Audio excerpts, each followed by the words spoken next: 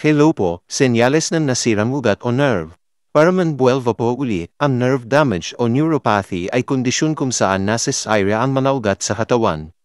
Madalas itong sanhi ng diabetes, pinsala, impeksyon, o kakulangan ng nutrients. Kung hindi maagapan, maaaring magdulot ito ng matinding pananakit at pagkaparalisa. Warning signs na nasira ang ugat. Una, pangangalay o pamamanhid, biglang pamamanhid ng kamay o paa. Pangalawa, panlalamig, palaging malamig ang pakiramdam ng mga apektadong bahagi. Pangatlo, pananakit o pangangati, biglang pananakit o pangangati sa mga apektadong ugat.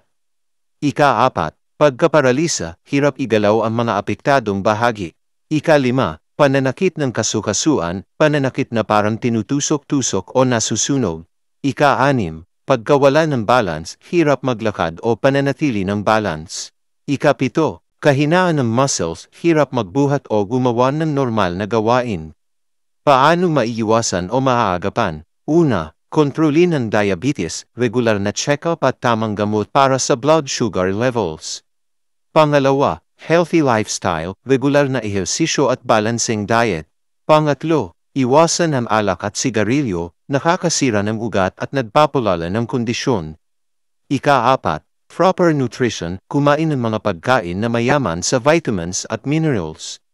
Ika-5, iwasan ang stress, maglaan ng oras para mag-relax at magpahinga. Ingat po palagi. God bless po.